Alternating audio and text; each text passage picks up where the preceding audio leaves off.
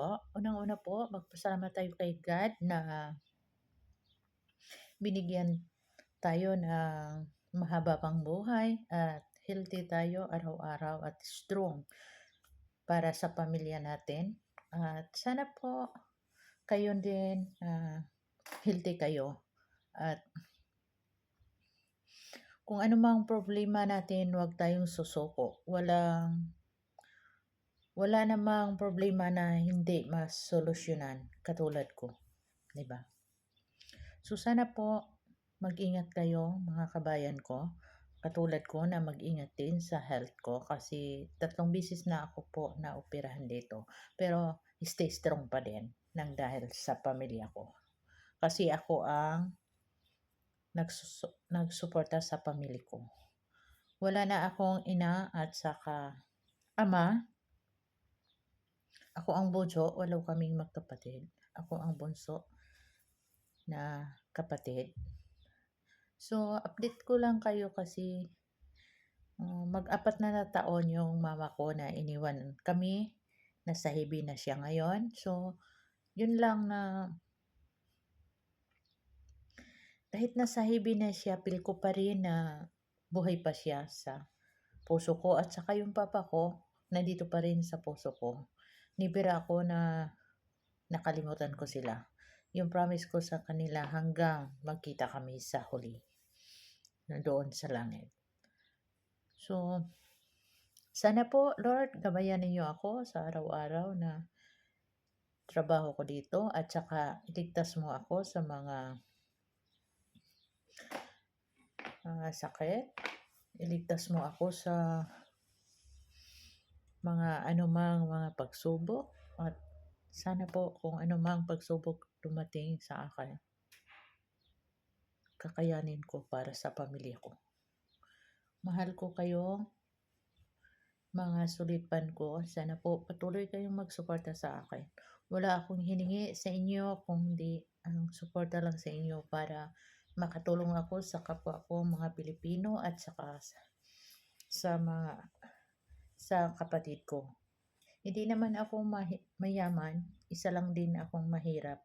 Pero hindi din ako mayabang na pagkatao kasi yung iba na mga Pilipino magsabi kahit ano-ano pero hindi ako naapektuhan kasi yung totoong ugali ko hindi ganyan. Pasensya na po kayo kung ano mang nasa isip ninyo. Chill lang tayo.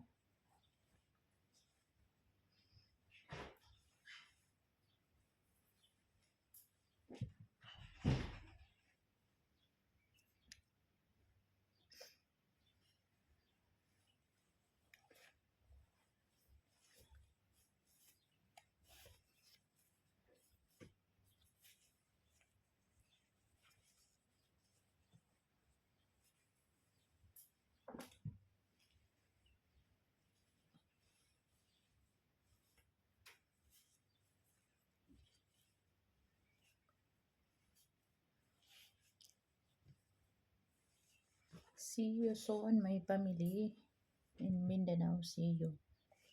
So mag-ingat kayo dyan at saka huwag kayong mag-alala sa akin. Okay lang ako dito.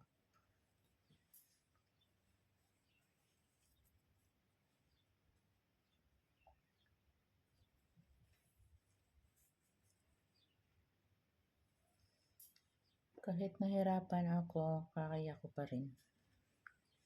Hindi naman ako pabaya. Hindi naman ako pabaya na tao sa pamilya ko at saka hindi ako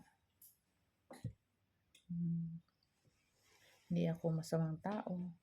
At saka wag lang ninyo ako husgahan kung ano mang nasa isip ninyo. Kung husgahan man ninyo ako, okay lang din kasi alam ko naman ang totoong buhay ko.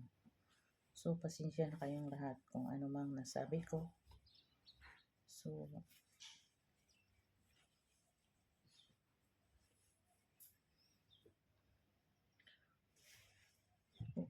kung ibas man ninyo ako, okay lang din. At least wala akong ginawang masama.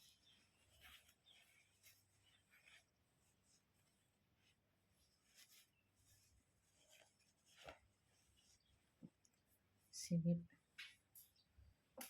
sige po, mag-ingat kayo kasi may ginagawa pa din ako. Salamat po sa inyong lahat sa panood lagi and God bless you all.